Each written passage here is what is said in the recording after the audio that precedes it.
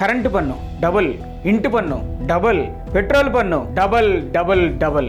మన మధ్యతరగతి నడ్డు విరిచేందుకు సంసిద్ధంగా ఉన్నారు చంద్రబాబు గారు. బాబు గారు వాగ్దానాలు పూర్తి చేయడానికి మన రాష్ట్ర ఆదాయానికి మించి 1,21,618 కోట్లు కావాల్సి ఉంటుంది అని మన ముందు వీడియోలో తెలుసుకున్నాం.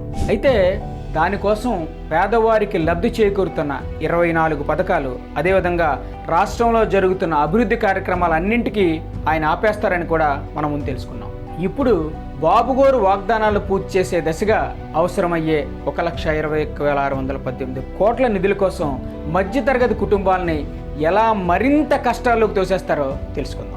బాబు గారు చెప్పే వాగ్దానాలకు అవసరమయ్యే వార్షిక ఖర్చుని తిరిగి పొందాలంటే 2 మార్గాలు ఆలోచిస్తాడు. ఒకటి, ఇంకా ఎక్కువ అప్పు తీసుకోవడం. కానీ ఇందులో వచ్చిన చిక్కు ఏంటంటే అప్పు తీసుకోవడానికి కేంద్రం నుండి ఒక లిమిట్ ఉంటుంది కాబట్టి రెండోది ఎంచుకుంటాడు.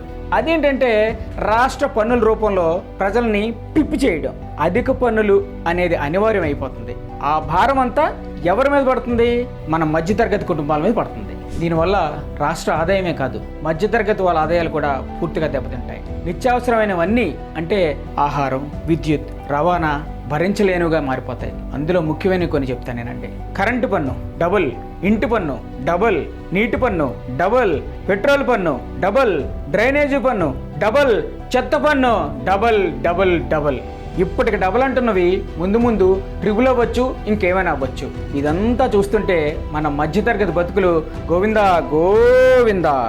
చంద్రబాబు చెప్పిన వాగ్దానాలు పూర్తి చేయడానికి మన మధ్యతరగతి వారిని చితకబాదడం ఎంతవరకు న్యాయం? ఇలాంటి చంద్రబాబు గారికి ఓటేస్తే రాష్ట్రానికి వెన్నెముగ్గా ఉన్న మన మధ్యతరగతి ఆశయాల్ని బుగ్గుపాలు చేసుకున్నట్లే. బాబు మోసపూరిత వాగ్దానాలు వ్యక్తిగతంగా పెను ప్రమాదంతో సమానం. దయచేసి ఓటు వేసే ముందు ఏపీ భవిష్యత్తు గురించి జాగ్రత్తగా ఆలోచించండి.